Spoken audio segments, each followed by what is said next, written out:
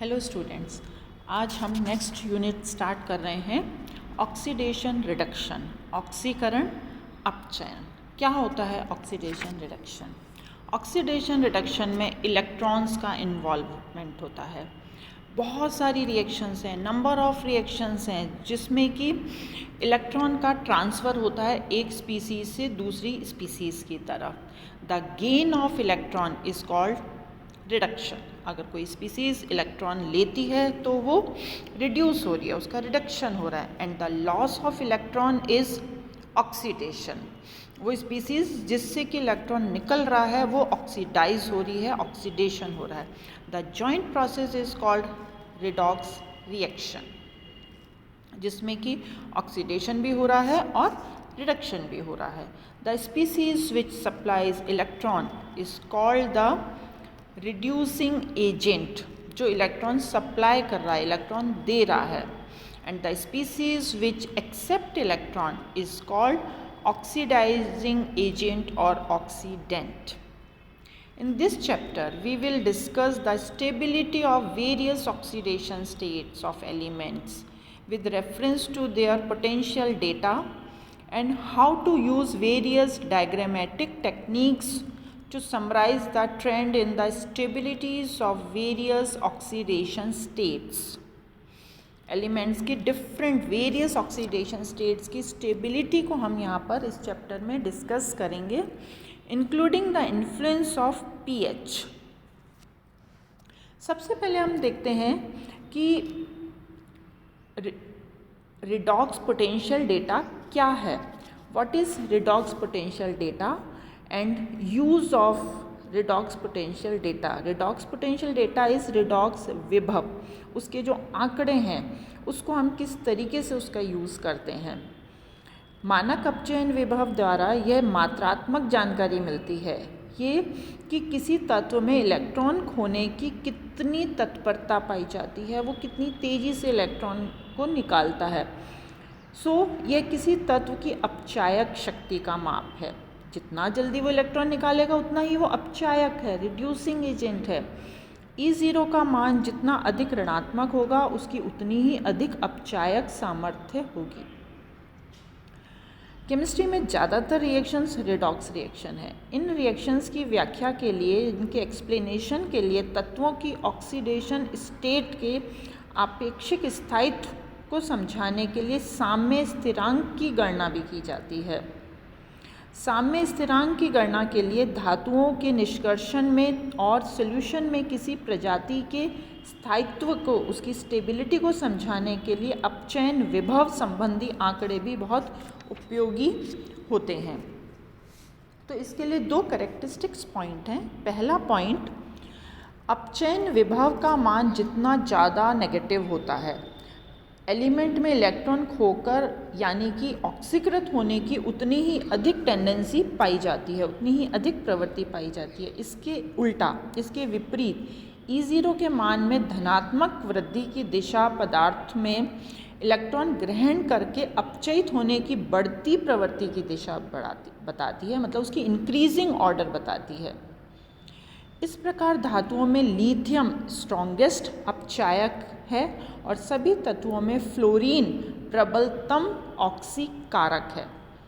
Lithium strongest अपचायक, reducing agent, and fluorine strongest oxidizing agent, ऑक्सीकारक है। सेकेंड कैरेक्टरिस्टिक फीचर इज वैद्युत रासायनिक श्रृंखला में जिस धातु का ऋणात्मक विभव अधिक होगा वह अपने से निम्नतम स्थान वाली धातुओं को उसके लवणों के विलयन से विस्थापित कर देगी, मतलब वो उसको सब्स्टिट्यूट कर देगी। जिसका ऋणात्मक विभव अधिक होगा वो अपने से नीचे स्थान वाले धातु को, मेटल को, उसके सॉल्ट के सॉल्यूशन में से सब्स्टिट्यूट कर देती है। नेक्स्ट हम चलते हैं कि ये जो हम रिडॉक्स पोटेंशियल की बात कर रहे हैं, ये रिडॉक्स पोटेंशियल का यूज़ और उसकी एनालिसिस ऑफ रिडॉक्स पोटेंशियल।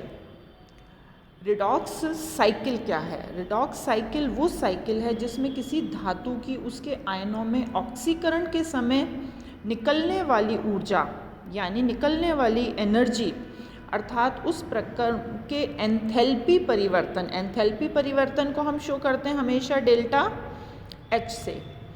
तो जो डेल्टा एच है का संबंध अन्य पदों में अवशोषित या उत्सर्जित ऊर्जा के साथ बताया जाता है।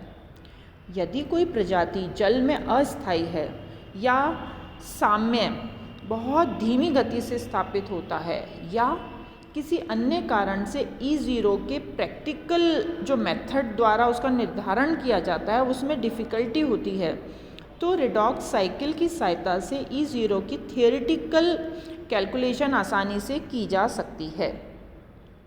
ये साइकिल E0 मान के आवर्ती क्रम को समझाने में भी बहुत सहायक होते हैं। हम जानते हैं कि किसी भी सेल के मानक इलेक्ट्रोड विभव E0 तथा रिएक्शन की मानक मुक्त ऊर्जा परिवर्तन यानी कि डेल्टा H के बीच संबंध जो है इस तरीके से होता है। ये इस तरीके से ये संबंध होता है delta H is equal to NFE। NFE 0 E0 क्या है? मानक इलेक्ट्रोड विभव। N क्या है? स्थानांतरित इलेक्ट्रॉनों की संख्या। F क्या है? Faraday constant. अभिक्रिया की ऊष्मा डेल्टा H होती है और T होता है ताप में एंट्रोपी परिवर्तन, जो कि डेल्टा S और डेल्टा G के साथ भी संबंध रखता है।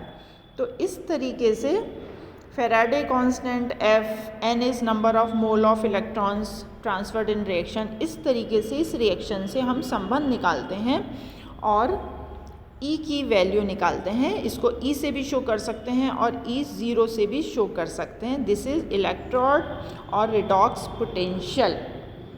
रिडॉक्स पोटेंशियल की कैलकुलेशन हम E से निकाल रहे हैं। Electrode potential arise as follows, इस तरीके से भी होता है। If a metal M is immersed in a solution containing its ion, then the difference in potential which develop between the metal and the solution is known as electrode potential is denoted by E। इस reaction से ये हम इसको show कर रहे हैं। Next step में हम देखते हैं कि standard free energy. Standard free energy is इस रिएक्शन से शो कर रहे हैं for a reaction occurring in standard condition the electrode or redox potential represented by E0 and corresponding free energy change delta G0 of the reaction is termed as standard free energy। इस तरीके से इसकी reactions हम show करते हैं। ये सारी reactions में हम एग्जाम्पल शो कर रहे हैं। नेक्स्ट हम रिडॉक्स पोटेंशियल का डेटा एनालिसिस करते हैं। उसकी इस टेबल से हम इसकी वैल्यूज़ चेक करते हैं कि किस तरीके से इसकी वैल्यूज़ इंक्रीजिंग ऑर्डर में चल रही हैं। The numerical value of oxidation potential determine the tendency of the reaction to proceed from left to right.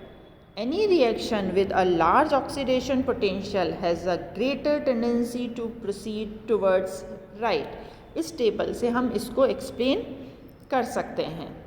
तो इस तरीके से एग्जाम्पल लेते हुए हम नेक्स्ट स्टेप पर आ रहे हैं, जहाँ पर कि हम redox cycle, redox reaction, potential की एनालिसिस कर रहे हैं।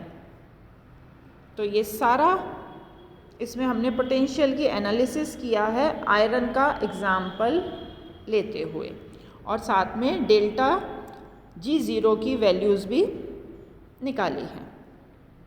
Thank you. नेक्स्ट टॉपिक हम नेक्स्ट लेक्चर में करेंगे।